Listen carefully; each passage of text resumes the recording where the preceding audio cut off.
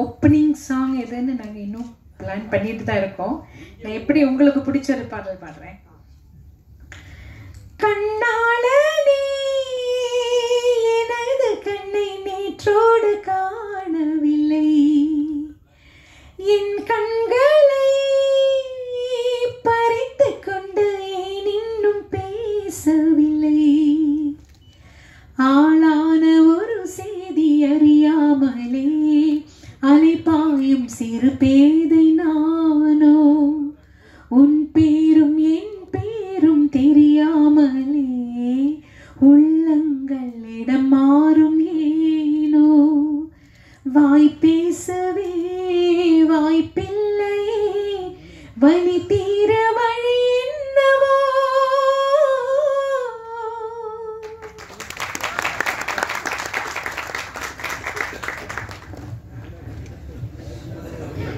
Questions ஏதாவது?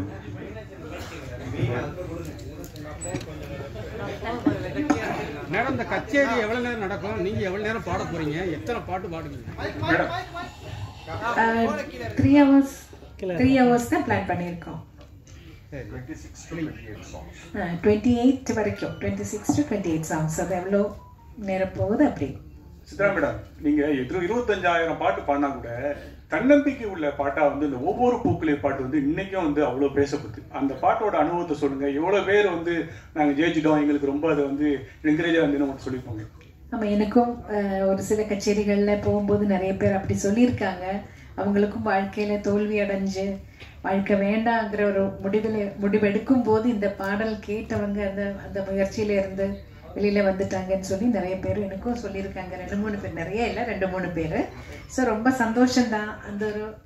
அந்த ஒரு பாட்டில் வந்து நான் என்னோட கான்ட்ரிபியூஷன் ஒன்றும் இல்லை. பா விஜய் சார் எழுதினது, பரத்வாஜ் சார் இசையமைத்தது, நான் என்னோட குரல் கொடுத்தேன், அவ்வளோதான் நான் செஞ்சேன். ஆனால் அது நிறைய பேரோட மனசில் போய் சேர்ந்துருக்குன்னு நினைக்கும் போது ரொம்ப சந்தோஷம். ரெக்கார்டிங்கில் வந்து சேரன் சார் வந்து நான் பாடிட்டு போயிட்டு அடுத்த நாள் மறுபடியும் என்ன வர சொன்னாங்க. அதில் ஒரு சில வரிகள் இன்னும் கிளாரிட்டி வேணும் அப்படின்னு சொல்லி மறுபடியும் 2-3 லைன்ஸ் என்ன மறுபடியும் பாட வச்சாங்க. அப்படிதான் அந்த பாடல் வந்து. இல்லை, என்னோட சேர்ந்து 4 சிங்கர்ஸ் இருக்காங்க. மது பாலகிருஷ்ணன் அவர் இருக்காரு, சத்யபிரகாஷ் இருக்காரு, திஷா பிரகாஷ்ன்னு சொல்லி இப்போ ரீசெண்டாக புது பாடகி ரொம்ப அருமையா பாடும், அவங்களும் கலந்துக்கிறாங்க. ரூபா ரேவதின்னு ஒரு சிங்கர், அவங்க பாடுவாங்க, அதோட வயலினும் வாசிப்பாங்க. நாங்க இவ்வளோ பேர் சேர்ந்துதான் பண்ண போறோம். 3 மணி நேரம் எல்லாம் பாட முடியாது மேடம். இந்த 20,000 பாட்டுல இருந்து இந்த 26-28 பாட்டை நீங்க செலக்ட் பண்றீங்களா, இவங்க எல்லாம் செலக்ட் பண்றாங்களா, இல்ல ரசிகர்கள் செலக்ட் பண்ணிருக்காங்களா? நாங்க எல்லாரும் ஒரு டீமா உட்காந்து செலக்ட் பண்ண போறோம். பாப்புலரான சாங்ஸ் ஜனங்களுக்கு பிடிக்குங்கிற மாதிரி எல்லாருக்கும் அவங்கவங்க சாய்ஸ் இருக்கும் இல்லையா, அந்த மாதிரி எல்லாரும் சேர்ந்து தான் நாங்க செலக்ட் பண்ணோம். எங்களுக்கு 20,000 பாட்டும் பிடிக்கும். லிஸ்ட் போடுறது ரொம்ப கஷ்டம். இந்த லிஸ்ட் போடுறது ரொம்ப கஷ்டம். மேடம், நீங்க அறிமுகமாகி இத்தனை வருஷம் ஆயிடுச்சு, ஆனா இது வரைக்கும் ஒரு தனி கச்சேரி பண்ணணும்னு ஏன் நினைக்கல? இப்போ ஆரம்பிச்சு பண்றதுக்கு உண்டான காரணம் என்ன? அப்படின்னு இல்லை, நான் தமிழ்ல கச்சேரிகள் பண்ணியிருக்கேன். ஆனா இந்த மாதிரி வெளியே பெருசா அந்த கிராண்ட் ஸ்கேல்ல பண்ணல. நான் மலையாளத்துல நிறைய கச்சேரிகள் பண்றேன், தமிழ்ல கூட பண்ணியிருக்கேன். ஆனா இவங்க செய்யற மாதிரி இந்த மாதிரி ப்ரெஸ் எல்லாம் வச்சு கிராண்ட் ஒரு ஸ்கேல்ல ஒரு ஆடியோ விஷுவல் ட்ரீட் மாதிரி நான் இது வரைக்கும் செஞ்சதில்லை. கொஞ்சம் ஆர்டினரியா இருக்கேன். மேடம், லைட் கான்செப்ட்ல நம்ம ஏவன் சாரும் இளையராஜா சாரும் வருவாங்களா? இன்வைட் பண்ணிருக்கீங்களா? கண்டிப்பா இன்வைட் பண்ணுவோம். அவங்க ஃப்ரீயா இருந்தா கண்டிப்பா வருவாங்க. ஏன்னா வந்து இளையராஜா சாங் வந்து பாட்னாவே வந்து அவர் ஏதாவது சொல்லுவாரு, அவர் ஏதாவது சொன்னாருன்னா அவங்களோட பதில் என்ன? இந்த 28 சாங்குமே முறைப்படி எல்லா இடத்துலயும் அனுமதி வாங்கி தான் பண்ணிருக்கேன். ஸோ அதனால யாரும் எதுவுமே சொல்ல மாட்டாங்க. சித்ராமா, அவர் காசு கேட்பாரா? நீங்க அந்த ஃபர்ஸ்ட் ஓபனிங்ல வந்து இளையராஜா காசு கேட்பாரா? அந்த டிராயிங் வந்து இப்பதான் வந்து முறைப்படி அனுமதி வாங்கியிருக்கு. உங்களோட டிராயிங்ஸ் வந்து எனக்கு தெரியும், டிராயிங்லாம் வரைவேன்னு சொல்லியிருக்கீங்க. இங்கிருந்து தான் ஓப்பனிங் ஆச்சுன்றீங்க. சென்ட்ரல்ல இருந்து என்ன ஓப்பனிங் ஆச்சு? எந்த பாட்டுக்காக உங்களை வந்து கூப்பிட்டு இந்த பாட்டு பாடுங்க அப்படின்னு சொன்னாங்க? ஃபர்ஸ்ட் சாங் வந்து ஆக்சுவலி நான் என்ன தமிழ்நாட்டுக்கு இளையராஜா சார் அழைச்சதே பூவே பூச்சுடுவா படத்துக்காக. அதோட மலையாளம் வெர்ஷன் நோக்கத்தா தூரத்து கண்ணும் நட்டுன்னு ஒரு மூவி, ஃபாசில் சார் டைரக்ட் பண்ண மூவி. அதில் வந்து நான் பாடியிருந்தேன். நடியா மொய்து அவங்களும் இன்ட்ரொடக்ஷன், நானும் அப்போ தான் கொஞ்சம் ஸ்டார்ட் பண்ணிட்டு இருந்தேன் மலையாளத்தில் கூட. அப்போ ராஜா சார் அந்த மூவி பார்த்துட்டு அந்த ஹீரோயினுக்கு இந்த வாய்ஸ் சூட் ஆகுது, சரி இந்த வாய்ஸை யூஸ் பண்ணிக்கலாம், சென்னையில் வந்து கொஞ்சம் வாய்ஸ் டெஸ்ட் பண்ணிக்கிறேன், வர சொல்லுங்கன்னு சொல்லியிருந்தாரு. ஃபாசில் சார் தான் எனக்கு சொன்னார், நீங்கள் சென்னைக்கு போகும்போது ராஜா சாரை போய் மீட் பண்ணுங்க, அவர் செக் பண்ண. முதல்ல இவர் கிண்டல் பண்ணுறாரு, ராஜா சார்கிட்ட எல்லாம் போவேன்னு நான் நிஜமாவே எதிர்பார்க்கவே இல்லை. அப்படிதான் ராஜா சார்கிட்ட தாசண்ணாவோட மேனேஜராக இருந்த குஞ்சுண்ணீன் வயலினிஸ்ட் அவர் தான் கூட்டிகிட்டு போகிற ராஜா சார்கிட்ட. அங்கே வாய்ஸ் டெஸ்ட் பண்ணி அடுத்த நாள், ஆனால் பூவே பூச்சோட வாக்கு முன்னாடி நீதான அந்த கோயிலுங்கிற படத்தில் பூஜைக்கு ஏற்ற பூவிதுங்கிற பாடல் பாட வச்சார். இன்னொன்று ஆக்சுவலாக நீங்கள் இளையராஜா சார் பாட்டு தான் அதிகமாக வந்து பாடினது, நிறைய பேர் ரசித்தது. ஸோ ஆனால் இளையராஜா சாரை வந்து இங்கே சமீபத்தில் பார்த்தீங்கன்னா ஒரு டைரக்டர் இப்போ நடிக்கிறாரு, அவர் வந்து அவன் இவன் சொல்லியிருக்காரு. பாடகர் யாருமே கண்டனம் தெரிவிக்க. பாலா ஒரு நிமிஷம் பாலா இது வந்து அவங்க என்ன சொன்னாங்கன்னா, இப்ப இவரு கேட்டாரு, நம்ம வெற்றி சொன்னாரு இவ்வளவு வருஷம் ஜேர்னில ஏன் கச்சேரி பண்ணலன்னாங்க. அந்தந்த சின்ன சின்ன கச்சேரி பண்ணும்போது இவ்வளவு மீடியா முன்னாடியும் இவ்வளவு ஆட்கள் முன்னாடியும் பண்ண வேண்டிய ஃபர்ஸ்ட் டைம் பண்ணும்போது இந்த கேள்வி இந்த இடத்துக்கு தேவையில்லாது. நம்ம தனியா அவங்க ரூம்ல இருக்கும் போதோ இது கேட்டுக்கலாம், கொஞ்சம் இல்லம்மா கரெக்டுமா, அது இந்த கான்செப்டுக்கு சம்பந்தம் இல்லாத ஒரு கேள்வி. இது வந்து இவங்க இல்ல, இந்த கேள்வி நீங்க வேற யாருக்காக வேணா கூட கேட்கலாம், ஆனா கேள்வி கேட்கக்கூடாத இடம் இது இல்ல, அதனால தவிர்த்துருங்க. நன்றி வணக்கம். எங்களின் வரப்பேற்று வந்து அனைவருக்கும் நன்றி வணக்கம். சார் கரெக்டாக சாங்ஸ் எது, ஏதாவது சாங்ஸ் மிஸ் பண்ணியிருப்பீங்க, என்னை விட அந்த வேற யாராவது பெரிய ஆர்டிஸ்டோ சம்திங் பாடியிருப்பாங்க, அது ஏதாவது சாங்ஸ் ஞாபகம் இருக்கா உங்களுக்கு? மிஸ் ஆன சாங்ஸ் இருக்கு, அதெல்லாம் என்ன பாட்டுன்னு எனக்கு தெரியாது. இப்போ ஒரு ராஜா சார் ரெக்கார்டிங் கூட ஒரு சம்டைம்ஸ் இருக்கலாம், ஏஆர் ரஹ்மான் அவரோட ரெக்கார்டிங் கூட சம்டைம்ஸ் கூப்பிடும்போது நான் ஊர்ல இல்லைன்னா அந்த சாங் நான் மிஸ் ஆயிடும். அது எந்த பாட்டுன்னு எனக்கு தெரியாது, இல்லை அது வேற யாரோ பாடி அது வெளில வந்திருக்கும், அது என்ன அந்த மாதிரி நிறைய இடத்துல எனக்கு மிஸ் ஆயிருக்கு. ராஜா சாரோடதும் மிஸ் ஆயிருக்கு, ஏஆர் ரஹ்மான் அவரோடதும் மிஸ் ஆயிருக்கு. நிறைய மியூசிக் டைரக்டர்ஸ் கிட்ட நான் கொஞ்சம் டிராவல் பண்ற டைம்ல வேற ரெக்கார்டிங்ஸ் நிறைய மிஸ் ஆயிருக்கு. எனக்கு இந்த உருவத்துல டான்ஸ் பண்ணா எப்படி இருக்கும்? மேடம் வாழ்த்துக்கள். முதல்ல இந்த 28 சாங்ல நீங்க பாடினது மட்டும் தானா இல்ல மத்த சிங்கர்ஸ் பாடினது இருக்க போதா? நான் பாடின சாங்ஸ் தான் இருக்கும் நினைக்கிறேன். நாங்க கேட்டு வளர்ந்ததெல்லாம் எஸ்பிபி சித்ரா, மனோஜ் சித்ரா இப்படி கேட்டு தான் நாங்கள் வானொலியில் வளர்ந்துருக்கோம். இப்போ எஸ்பிபி சார் பாடின சாங்ஸும் மனோ பாடின இதில் இருக்குமா? அதெல்லாம் இருக்கும் கண்டிப்பாக. ரெண்டு மேல் சிங்கர்ஸ் இருக்காங்கல்ல, அவங்க மாற்றி மாற்றி பாடுவாங்க. மேடம் உங்களை சின்ன குயில் சித்ரா தான் கூப்பிடுவாங்க. நீங்கள் 47 வருஷமா பாடுறீங்க, 25,000 பாட்டு, 6 நேஷனல் அவார்டு, இப்போ பெரிய குயிலாக இருப்பீங்க. இன்னைக்கு சைஸ்ல தான் பெரிய இல்லை ஆகணும் இல்லை. இப்போ உள்ள பாடகைகளை சின்ன குயில்னு ஒரு உங்களுக்கு பிடிச்ச பாடகைகள் யார் சொல்லுவீங்க? ஒரு 2 மணி நேரம் சொல்லுங்க. ஐயோ நிறைய இப்போ அதர் சிங்கர்ஸ் நிறைய பேர் நல்ல டேலண்டடா இருக்கிற நிறைய சிங்கர்ஸ் இருக்காங்க. அஃப்கோர்ஸ் ஸ்ரேயா கோஷல், ஸ்வேதா, சின்மயி சொல்லிட்டே போல நிறைய இருக்காங்க. ரொம்ப டேலண்டடா இருக்கிற நிறைய சிங்கர்ஸ் இருக்க. ஒவ்வொரு பாடல் கேட்கும் போது அந்த சிங்கர்கிட்ட நம்மளுக்கு ஒரு ஐயோ ரொம்ப அழகா பாடுறாங்களே அப்படின்னு தோணும். 1-2 பேர் எடுத்து சொல்றது கஷ்டம் தான், ஆனா இவங்க எல்லாம் எனக்கு பிடிச்ச சிங்கர்ஸ். சித்ரமா உங்க சாங்லயே வந்து பாத்தீங்கன்னா எஸ்பிபி சாருக்கு இளையராஜா சார் ஒரு சாங் போட்டிருக்காரு, அவர் பாடின இன்னும் நினைவு ஊட்டுற மாதிரி. அதே போல சின்ன குயில் பாடும் அப்படின்னு சொல்லி உங்களை ஓப்பனிங் பண்றாங்க. அந்த பாட்டு உங்களுக்காக எழுதுனதா? நீங்க கேட்டீங்களா? இல்ல இல்ல வைரமுத்து சார் தானே எழுதினாரு. அந்த படத்துக்காக எழுதியிருப்பாங்க. அந்த பாட்டு தான் முதல்ல வெளியில வந்தது, அதனாலதான் என்ன சின்ன குயில்னு கூப்பிடுறாங்கன்னு நினைக்கிறேன் நான். நீங்க நிறைய லாங்குவேஜ் பாடிருக்கீங்க, தமிழ், தெலுங்கு, மலையாளம்,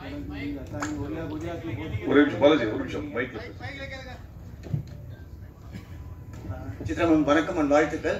நீங்க நிறைய லாங்குவேஜ் பாடிருக்கீங்க, எஸ்பெஷலி தமிழ், தெலுங்கு, மலையாளம், கன்னடம், ஹிந்தி, அசாமி, ஒரியா, குஜராத்தி, போஜ்பூரி, ஹரியானவி, துளுன்னு மிஸ் பண்ண லாங்குவேஜ் எது? நீங்க இந்த லாங்குவேஜ் மட்டும் பாடாம விட்டுட்டோம், இந்தியன் லாங்குவேஜ்ல எல்லாமே பாடிருக்கீங்க. பஞ்சாபி பாடிருக்கேன். ஆமா, எந்த லாங்குவேஜ் மிஸ் பண்ணிட்டீங்க? குஜராத்தி பாடல நினைக்கிறேன். சரி, இன்னொரு கேள்வி, நீங்க எது பாடினாலும் அந்த வார்த்தைகள் ஸ்பஷ்டமா இருக்கும், அந்த லாங்குவேஜ் வந்து அவ்வளவு உணர்ந்து பாடுவீங்க. என்ன லாங்குவேஜ்ல எழுதி பாடுவீங்க ஜெனரலா? நான் இப்போ எனக்கு தமிழ் எழுத படிக்க தெரியும், தெலுங்கு நான் எழுதி படிப்பேன், ஹிந்தியும் நான் வரும்போதே எங்களுக்கு கேரளாவில் ரொம்ப மஸ்டாக ஹிந்தி கற்றுக்கணும் எல்லாரும், அதனால ஹிந்தி எழுத படிக்க தெரியும். பேசதான் வராது. என்னன்னு அந்த பழக்கம் இல்லாதனால என்னோட புக்கில் நான் எழுதிக்கும் போது நான் மலையாளத்துல தான் எழுதுறேன்னா எனக்கு இன்னும் மோர் ஈஸியர். அதனால ஒரு ஃபைனல் கொஸ்டின், நீங்க பாட ஆரம்பிக்கும் போது ஃபுல் ஆர்கெஸ்ட்ராவோட எல்லா ரிதம் செக்ஷன் எல்லாமே சேர்ந்து வாசிப்பாங்க. மேல் சிங்கர் ஃபீமேல் சிங்கர் வந்து போட்டி போட்டு பாடுவாங்க. இவங்க ஒரு சங்கதி போட்டு அவங்க ஒரு சங்கதி போட்டு அப்படியே அந்த பாட்டு அவ்வளோ அழகாக வரும். பட் இப்போ நீங்கள் வந்து ஒரு பஞ்சிங் சிஸ்டம்ல நீங்கள் தனியாக பாடுறீங்க, வயலின் தனியாக எடுக்கிறாங்க, கிட்டார் தனியாக எடுக்கிறாங்க, ஃபுல் ஆர்கெஸ்ட்ரேஸ் தனியாக எடுக்கிறாங்க. அந்த ஃபீல் மிஸ் ஆகுதுன்னு நினைக்கிறீங்களா? அப்போ பாடும்போது இருந்த அந்த கண்டிப்பா அந்த ஃபீல் மிஸ் ஆகுதுன்னு தான் சொல்லுவேன் நான். அது வந்து அப்போ ஒரு குடும்பமா எல்லாரும் மியூசிஷியன்ஸ் எல்லாரும் என்னை விட ரொம்ப ரொம்ப சீனியர் மியூசிஷியன்ஸ் எல்லாம் இருந்து அவங்களோட அட்வைஸும் எனக்கு கிடைச்சிட்டு இருந்தது. நான் சின்ன பொண்ணா பாட ஸ்டார்ட் பண்ணும்போது பெரிய பெரிய வீணா பிளேயர்ஸ், அந்த மாதிரி மிருதம் வாசிக்கிறவங்க, மிருதங்க சீனா குட்டி சார், அந்த மாதிரி இவங்க எல்லாம் பெரிய சீனியர்ஸ் இருந்தாங்க. இவங்க எல்லாம் வந்து அட்வைஸ் பண்ணுவாங்க அந்த டைம்ல எல்லாம் ஏதாவது. அப்போ எனக்கு ஒரு கிளாஸ் அங்கேயே கிடைச்சிட்டு இருந்தது. முதல்ல ரெக்கார்டிங் லைவ் ரெக்கார்டிங் நடந்துட்டு இருக்கும்போது ஒரு குடும்பமா இருந்து எல்லாரும் இப்ப பிரிஞ்சு போன மாதிரி, இப்ப யார் யாரு இருக்காங்க, யாராவது உயிரோடு இருக்காங்கன்னு கூட தெரியாத மாதிரி ஆயிப்போச்சு. இப்ப அதுல ஒரு பெரிய ஒரு சங்கடம் எனக்கு உண்டு. ஏன்னா எல்லாரும் அந்த ஒரு குடும்பமா இருந்த அந்த ஒரு யூனிட்டி போயிடுச்சுன்னு நினைக்கிறேன். இப்ப எல்லாரும் தனித்தனியா ஒரு இடத்துல ரெக்கார்ட் பண்றாங்க. கூட யாரு மேல் சிங்கர்னு கேட்டா கூட சம்டைம்ஸ் டிசைட் பண்ணல, இனிமே தான் டிசைட் பண்ணணும்னு கூட சொல்லுவாங்க. ஸோ எல்லாமே அப்படி தனிமையிலே ஆயிப்போச்சு. ஜானகியம்மா பத்தி ஒரு வார்த்தை சொல்லுங்க. சேர்ந்து நிறைய பாடல் பாடிருப்பீங்க, ஃபீமேல் டுவைட்லாம். ஜானகியம்மாவோட நிறைய சேர்ந்து பாடல, 2-3 சாங், மேபி ஒரு 5-6 சாங்ஸ் அம்மாவோட சேர்ந்து பாடியிருப்பேன். ஏன்னா என்னோட வாழ்க்கையில என்னோட கேரியர்ல அவங்களோட இன்ஃப்ளூயன்ஸ் ரொம்ப இருக்கு. நான் பிறந்ததுல இருந்து கேட்டு வளர்ந்ததும் சுஷீலம்மா, ஜானகியம்மா, வாணி அம்மா, ஜமுனாராணி அம்மா, ஜிக்கி அம்மா, அவங்களோட பாடல்கள் கேட்டுதான் வளர்ந்தேன். ஆனா ஜானகியம்மா கிட்ட இன்னும் ஒரு ஸ்பெஷல் அட்டாச்மெண்ட், அம்மாவோட நேச்சர் அப்படின்னு நினைக்கிறேன். ரொம்ப நம்மளே ஒரு அம்மா மாதிரி எப்பயும் அணைச்சிப்பாங்க.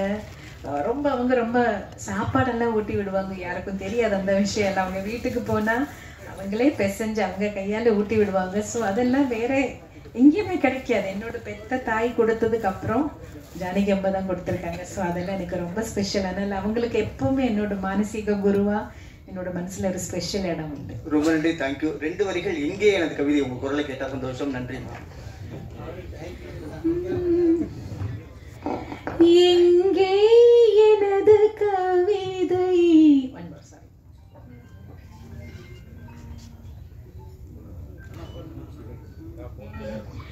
எங்கே எனது கவிதை, கனவிலே எழுதி மடித்த கவிதை, எங்கே எனது கவிதை, கனவிலே எழுதி மடித்த கவிதை,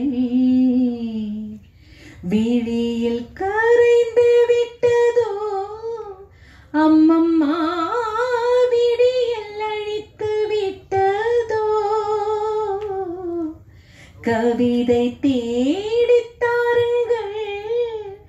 இல்லை என் கனவை மீட்டு தாருங்கள், எங்கே எனது கவிதை, கனவிலே எழுதி மடித்த கவிதை.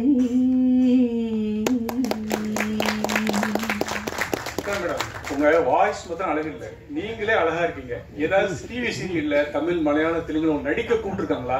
அப்புறம் ஏன் இவ்வளவு நாள் மியூசிக் டைரக்டர் ஆகல? மியூசிக் டைரக்ஷன் அல்ல, அதுக்கு ஒரு தனி திறமை வேணும். ஒரு சிச்சுவேஷன் சொல்லி அதுக்கு தகுந்த மாதிரி ஆப்டா ஒரு மியூசிக் கிரியேட் பண்றதுக்கு ஒரு தனிமை, ஒரு என்ன, அதுக்கு ஒரு டேலண்ட் வேணும். அந்த அளவுக்கு டேலண்ட் எனக்கு இல்லைன்னு நினைக்கிறேன். எனக்கு நான் ட்ரை பண்ணியிருக்கேன். சின்னதா ஒரு ஸ்லோகம் கொடுத்தா ஒரு ராகம் பேஸ் பண்ணி எல்லாம் சும்மா பாடலாம், அது எனக்கு பிரச்சனை இல்லை. பட் ஒரு சிச்சுவேஷனுக்கு மியூசிக் கிரியேட் பண்ற மாதிரி அந்த அளவுக்கு எனக்கு தெரியாது ஒன்றும். அது இன்னொரு விஷயம் என்ன கேட்டீங்க? நடிப்புக்கு கேட்டாங்க. ஒரு 2 படத்துக்கு மதர் கேரக்டருக்கு வர முடியுமான்னு. எனக்கு அந்த ஒரு ஆக்டிங் ஃபீல்டு எனக்கு அவ்வளோ ஒரு கம்ஃபர்டபுளா இல்லை. இதே போதும், இது இப்படி இருந்தா போதும்னு நினைக்கிறேன். ஒவ்வொரு பாட்டையும் பாடும்போது பாட்டு எப்படி வரணும் மனசுக்குள்ள உங்களுக்கு தோணும்? நீங்க ரொம்ப கஷ்டப்பட்டு பாடி நல்லா வந்தியேன்னு வருத்தப்படுற பாட்டு ஏதாவது இருக்கா? ஃபேமஸ் ஆகல, அல்ல, நான் கஷ்டப்பட்டு பாடி வெளியில வராத படங்கள்ல நிறைய இருக்கு, வந்திருக்காங்க. அப்படி இருக்கு, இல்லைன்னு சொல்ல முடியாது. வந்து ஆனா ஃபேமஸ் ஆகல, நம்ம கஷ்டப்பட்டு பாடணும். அந்த மாதிரி நினைச்ச அளவுக்கு ஒரு வெற்றிகரமா போகாத படங்கள் இருக்கு. எதுன்னு இப்ப நீங்க கேட்டா டக்குன்னு எனக்கு சொல்ல முடியல. பட் இருக்கு அந்த மாதிரி நல்லா வரணும்னு நினைச்சுக்கிட்டது எங்கேயுமே எட்டாம போன சாங்ஸ் கூட வந்திருக்கு நிறைய. கஷ்டப்படுறது எல்லா பாட்டுக்கும் ஒரே மாதிரி தான் நம்ம எஃபர்ட் போட்டு தான் பாட போறோம். எதுவுமே ஈஸியா பண்ணி இது கிடையாது. எல்லாத்துக்கும் அதோட ஒரு நம்ம எஃபர்ட் கண்டிப்பா போட்டு தான் ஆகணும்.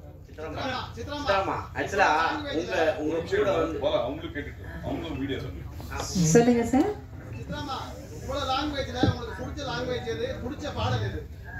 ஐயோ அது கஷ்டம் அது சொல்றது. எனக்கு புது புது லாங்குவேஜஸ் ட்ரை பண்றது லேர்ன் பண்றது எனக்கு பிடிக்கும். எனக்கு ட்ரை பண்றது ரொம்ப இஷ்டம். ஆனா தெரியாத லாங்குவேஜ் பாடும்போது இப்ப தெரிஞ்ச லாங்குவேஜ் பாடுற அளவுக்கு ஈஸியா இருக்காது. கண்டிப்பா ஒவ்வொரு வார்த்தையோட மீனிங் என்னன்னு கேட்கணும், அதை அவங்க எப்படி உச்சரிக்கிறாங்கன்னு கேட்கணும். அதுக்கு நானே ஒரு கோடு லாங்குவேஜ் சைன் லாங்குவேஜ் மாதிரி போட்டு நான் ப்ரொனன்சியேஷன் சரியா வரணுங்கிறதுக்காக அது இன்னும் ஜாஸ்தி டைம் எடுக்கும், இன்னும் ஜாஸ்தி எஃபர்ட் போடணும். மேடம் அதாவது இருட்டுல இருக்கீங்க தெரியல மேடம். அதாவது படங்கள் இன்ஸ்ட்ருமெண்ட்ஸ்ல வாசிக்கிற வரைக்கும் எப்படி இருந்துச்சுன்னா மியூசிக் லிரிக்ஸை ஓவர் ரூல் பண்ணாம இருந்துச்சு. அங்க இந்த சிங்கர்ஸ்க்கான ரெகக்னிஷன் நல்லாவே இருந்துச்சு. Once it became into digitalisation ஆனதுக்கு அப்புறமா அந்த முக்கியத்துவம் இல்லாம போயிடுச்சு. அதை பத்தி உங்களோட கருத்து என்ன மேடம்? பழைய காலத்துல எல்லாமே லைவ் இன்ஸ்ட்ருமெண்ட்ஸ் யூஸ் பண்ணிட்டு இருக்கிறப்போ எல்லாமே நல்ல கிளியரா இருந்தது. இப்ப எலக்ட்ரானிக்ஸ் கொஞ்சம் அதிகமா வரும்போதுதான் அப்படி வார்த்தை பளிச்சுன்னு தெரியாம கொஞ்சம் அப்படி போறது. அதனாலதான் நினைக்கிறேன். இல்ல அதுதான் மேடம், அது ஒரு பாதிப்பா இருக்காதா, அது எதனா வழிமுறை இருக்காதா பண்றதுக்கு? நீங்க அதுதான் நான் கேக்குறேன் உங்ககிட்ட as a singer. ஏன்னா you are an experienced veteran. எல்லா தடவையும் நாங்க சொல்லுவோம் மெயினா வாய்ஸ் மெயின் வச்சுட்டு பேக்ரவுண்ட் ஸ்கோர் கொஞ்சம் பேக்ரவுண்ட்ல இருக்கிற மாதிரி வைக்க சொல்லுவோம். ஆனா ஒவ்வொரு மியூசிக் டைரக்டருக்கு அவரோட காதுல அது எப்படி எல்லாமே மிக்சிங் பண்றவங்களோட இயர்ஸை பொறுத்த வரைக்கும் இருக்கும். அவங்களுக்கு அதை எப்படி கேட்குதோ எப்படி வேணும்னு நினைக்கிறாங்களோ அப்படிதான் மிக்ஸ் வெளியில வரும். நம்ம பாடி முடிச்சு போயாச்சுன்னா மிக்சிங்ல எல்லாம் நாங்க போய் உட்காரது இல்லை, எங்களுக்கு தெரியாது. பாட்டு வெளியில வரும்போது தான் இது இப்படி வந்திருக்குன்னு புரியும். நீங்க நிறைய ஸ்டேஜ் பண்ணிருக்கீங்க. ஏன்னா உங்க கூட பேர் பாத்தீங்கன்னா பாலர் எஸ்பிபி சார், ஜெஸ் சார் குடும்பத்தனம் பண்ணிருக்கீங்க. இப்போ எஸ்பிபி சார் இல்ல ஜெஸ் சார் ஜெர்னி அந்த இது மிஸ் பண்றீங்களா? அவங்க கூட பண்ணதெல்லாம் கண்டிப்பா மிஸ் பண்றோம். நான் ஸ்டார்ட் பண்ணது ஜெயசுதாஸ் சாரோட. அவர்கிட்ட இருந்து ஒவ்வொரு கச்சேரியில ரெக்கார்டிங்ல கூட பாடின அனுபவமே எனக்கு என்னோட மியூசிக்கல் ஜேர்னில ரொம்ப ஹெல்ப் பண்ணியிருக்கு. ஒரு மைக் எப்படி ஃபேஸ் பண்றது, அதுல அந்த பாப்பர் ஸ்டாப்பர் இல்லாம, முன்னாடி எல்லாம் அந்த ஃபில்டர் இல்ல, பாப் ஃபில்டர் இல்லாம ப்ளோ வராம பாப்பு வராம எப்படி பாடுறாங்கிறதெல்லாம் அவங்க உச்சரிப்பில் அதெல்லாம் அது ஒரு டெக்னிக். அவங்களுக்கு தெரியும், அவ்வளோ வருஷம் எக்ஸ்பீரியன்ஸ்ல. அதெல்லாம் அவங்க கூட நின்று பாடினதுல நான் கொஞ்சம் அவங்க கிட்ட இருந்தெல்லாம் கத்துக்கிட்டேன். ஒவ்வொரு வார்த்தை சொல்றது எப்படி, எக்ஸ்பிரஷன் எப்படி கொடுக்குறாங்க ஒவ்வொரு பாட்டுல, அதெல்லாம். அதே மாதிரி எஸ்பிபி சாரை பத்தி சொல்லும்போது எனக்கு தமிழ் லாங்குவேஜ் தெலுங்கு லாங்குவேஜ் ரெண்டும் அவ்வளோ எனக்கு ஸ்பஷ்டமா வர்றதுக்கு முன்னாடி ரொம்ப ஹெல்ப் பண்ணியிருக்காங்க. ஒவ்வொரு வார்த்தையோட இந்த வார்த்தைக்கு என்ன மீனிங், அதை எப்படி பாடினா அதை அந்த எக்ஸ்பிரஷன் எப்படி வரும், இந்த மாதிரி நிறைய அவரோட சேர்ந்து பாடினதுல நான் கத்துக்கிட்டேன் சார்கிட்ட இருந்து. அது மட்டும் இல்லை, ஒரு ஹியூமன் பீயிங்கா எப்படி கூட இருக்கிற கலைஞர்களோடனா அவரோட சேர்ந்து பணியாற்றுறவங்களெல்லாம் எப்படி அன்பா எவ்வளோ பாசத்தோட அவங்களுக்கு எவ்வளோ கேர் பண்றாங்கிறதும் நான் நிறைய தடவை விட்னஸ் பண்ணியிருக்கேன். அமெரிக்கால எல்லாம் போகும்போது நாங்கள் ஒரு கச்சேரி முடிச்சு அடுத்த நாள் ஃப்ரைடே சாட்டர்டே சண்டே 3 நாளைக்கு கச்சேரி இருந்தா, இப்போ சாட்டர்டே கச்சேரி முடிச்சு சண்டே தூங்காம எல்லாரும் ரொம்ப டயர்டா இருப்போம். வந்தா ஹோட்டல் 12 மணிக்கு தான் செக்இன் டைம். நம்ம 9 மணி 9:30 மணிக்கு வந்துட்டோம்னா 12 மணி வரைக்கும் வெயிட் பண்ணிட்டே இருக்கணும் ரூம் கிடைக்கிறதுக்காக. ஆனா எஸ்பிபி சாருக்காக ரூம் அவங்க சீக்கிரமா ரெடி பண்ணி அவங்களே அனுப்பிச்சிடுவாங்க. மற்றவங்க வெயிட் பண்ற வரைக்கும் சாரு சொல்லுற நீங்க என்ன மட்டும் அனுப்பிச்சிடுவீங்க, அவங்க எல்லாம் என்னோட மை பாய்ஸ் அவங்க எல்லாம் வெயிட் பண்ணிட்டு இருக்கும்போது நான் மட்டும் போய் ரெஸ்ட் எடுக்க முடியாதுன்னு அவரும் அந்த லாபியிலே அவ்வளவு நேரம் உட்கார்ந்த அனுபவம் எல்லாம் இருக்கு. வேற யாரும் அப்படி எல்லாம் பண்ண மாட்டாங்க. ஸோ அதெல்லாம் பார்க்கும்போது இப்படி ஆளுங்க இருக்காங்க, இப்படிதான் இருக்கணுங்கிறது ஒரு பெரிய பாடமா. மேடம், நீங்க பாடிய இத்தனாயிரம் பாடல்கள்ல பல்லாயிரக்கணக்கான பாடல்கள் முணுக்கும்படியா இன்னைக்கும் நினைவு வச்சிருக்க மாதிரியா இருக்கு. ஆனா சமீபத்தில் வரக்கூடிய பாடல்கள் எதுவுமே ஒரு வரி கூட புரிய மாட்டேங்குது. இதை நீங்க எப்படி பாக்குறீங்க மேடம்? காலத்தோடு மாற்றங்கள், அதை குறை சொல்றதை விட அதோட கூட என்ஜாய் பண்ணி போறதுதான் பெட்டர்ன்னு நினைக்கிறேன் சார். பாடல்கள் இருக்கு. நான் கர்நாடிக் தெரிஞ்ச ராகங்கள் தெரிஞ்ச பாடல்கள் ரொம்ப கம்மி. நீங்க பாட ஒரு பாட்டு அழகாக இருக்கும். நீங்க ஜென்ரலா பாடல் பண்ணி கம்போஸ் கேட்பீங்க, அது என்ன ராகம் ஜென்ரலா ஒரு ஆபோதி ஆபிரி கிழக்கு சக்கரவாகம் காவிகிருஷ்ண ராகங்கள் இருக்கு. எனக்காக அந்த ஃபீலை கிளப் பண்ணி கேட்டுருக்கீங்களா? அந்த ஃபீல் கொடுக்குறதுக்கு என்ன ராகம் கிளப் பண்ணிருக்கீங்க? இல்லை நீங்களே வந்து நோட்டீஸ் எழுதும்போது ராகம் ஓரளவுக்கு பாட்டு கேட்கும்போது என்ன பேஸ் பண்ணி பண்ணியிருப்பாங்கன்னு தெரியும். ஆனால் பியூர் கர்நாடிக் மியூசிக்கிலே ஒரு ராகத்தை மட்டும் பேஸ் பண்ணி வர்ற சாங்ஸ் அந்த மாதிரி மியூசிக்கல் ஃபிலிம்ஸ்ல மட்டும்தான் மோஸ்ட்லி அப்படி இருக்கும் இருக்கு. ஆனால் அது அதுலேயே பியூர் ராகத்துலேயே இருக்கணும்னு ஒன்றும் கட்டாயம் இல்லை. அது ஃபீலுக்காக ஒரு நோட் மாற்றி கூட பாடினாலும் அதை என்ஜாய் பண்ணுறது அது ஒரு ஸ்பெஷல் ஒரு ட்ரீட்டாக இருக்கும் சம்டைம்ஸ். ஸோ ராகம் என்ன இருக்குன்னு ஓரளவுக்கு கேட்கும்போது ஓரளவுக்கு தெரியும். ஏதாவது தெரியாத ராகமா இருந்தா சாரே சொல்லுவாரு, இது இந்த மாதிரி ராகத்துல பண்ணியிருக்கேன், இது நோட்ஸ் இப்படி வரும்னு அவர் முதல்ல சொல்லுவாரு. மேடம் இப்ப நீங்கெல்லாம் வந்து கஷ்டப்பட்டு பாடி ஜெயிச்சு வந்திருக்கீங்க. இப்ப வர ஆர்டிஸ்ட் எல்லாம் வந்து அவங்களே தன்னிச்சையா பாடி பெரிய லெவல்ல பேசப்படுது. அதை நீங்க எப்படி பாக்குறீங்க? ஏன்னா ஸ்பெசிபிக்கா தனுஷ் சார் சிம்பு சார்லாம் பாடினாவே மில்லியன் வியூஸ் போகுது. நீங்க அதெல்லாம் எப்படி பாக்குறீங்க? ஏன்னா கஷ்டப்பட்டு வந்துருவீங்க, அதுக்காக கேட்குறேன். இல்லை, ஒரு படத்துல அவங்க எல்லாரும் கஷ்டப்பட்டு தான் பாடுறாங்க. அவங்கவுங்க படத்துல அவங்களே பாடணும்னு அவங்க ஆசைப்படும் போது அவங்க பாடட்டுமே. அதுல இப்ப என்ன, நம்மளுக்கு ஒண்ணும் இல்லை. எனக்கு வர வேண்டிய பாடல்கள் வருது, நான் சந்தோஷமா எனக்கு என்னால என்ன முடியுமோ அதை பாடி கொடுத்துட்டு போயிட்டே இருப்பேன். மேடம், திரைப்பாடல்களை தாண்டி நிறைய கர்நாடிக் பாடல்களும் நிறைய சிங்கர்ஸ் பாடுறாங்க. நீங்க அது மாதிரி மேடை கச்சேரிகள்லாம் பண்ணிருக்கீங்களா? நான் 2 கச்சேரி தான் பண்ணியிருக்கேன். ஒன்று திருவையாறில் ஒரு தடவை பாடினேன். அப்புறம் கேரளாவில் சூர்யா ஃபெஸ்டிவல்னு ஒரு பெரிய ஃபெஸ்டிவல் நடக்கும். எல்லா மியூசிஷியன்ஸும் டான்சர்ஸ் எல்லாம் அங்கே வந்து பர்ஃபார்ம் பண்ணியிருக்காங்க. அதுலேயும் ஒரு தடவை பண்ணேன். எனக்கு என்ன ப்ராப்ளம் வந்ததுன்னா, அட் எ டைம் ரெண்டுமே கொண்டு போகிறது ஃபீமேல் சிங்கர்ஸுக்கு கொஞ்சம் கஷ்டம். வாய்ஸோட டெக்ஸ்டரில் சின்ன சின்ன டிஃப்ரென்சஸ் வருது. அதனால தான் நான் இப்போ நிறைய ஃபிலிம் சாங்ஸில் பிஸியாக இருந்ததுனால அதுலேயே கொஞ்சம் ஜாஸ்தி கான்சென்ட்ரேட் பண்ணேன். ஏதாவது 2 லைன் கர்நாடிக்.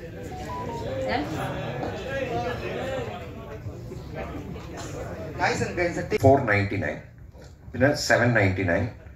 It's 500 லேருந்து 4000 rupees வரை எல்லா ரேஞ்சிலையும் டிக்கெட் இருக்கு. ஆக்சுவலாக ரொம்ப காம்ப்ரஹென்சிவாக பிளான் பண்ணியிருக்கு. இந்த வாட்டி இந்த கான்செப்ட்ல லைக் ஐ செட் எல்லாருமே ஃபேமிலியாக வரணும் தான் எதிர்பார்ப்பாங்க. ஸோ அதில் மேமோட இன்ட்ரெஸ்ட் என்னதுன்னா எல்லாருமே வரவங்க எல்லாருமே உட்காந்துட்டு நிம்மதியாக ஒரு 3 hour ரெஸ்ட் எடுத்துட்டு பீஸ்ஃபுல்லான ஒரு வாழ்க்கையை வாழ்ந்துட்டு போகணும்னு சொல்லிட்டு. ஸோ ஜென்ரலாக நீங்கள் ஒரு படத்துக்கு போறீங்க, எவ்வளோ செலவு பண்ணீங்களோ ஒரு ஃபேமிலியோட அதே காஸ்ட்ல இந்த ஷோ நீங்கள் எல்லாருமே செலவு பண்ணிட்டு ஜாலியாக பார்த்துட்டு போகிற மாதிரி தான் காஸ்ட் வச்சிருக்கு. 499 ஸ்டார்ட் ஆகும். சார் போன வாட்டி கூட கொடுத்தோம் சார், வரவே இல்லை சார். நீங்க எதுவுமே எழுதவும் இல்லை சார். என்ன சார் இப்படி பண்ணிட்டீங்க? நீங்க சொல்லக்கூடாது சார், நீங்களா ஃபேமிலி, நாங்க வரோம்னு சொல்லணும். அதுதான் கரெக்டான முறை. சித்ராமா 2 லைன் கர்நாடிக் ஏதாவது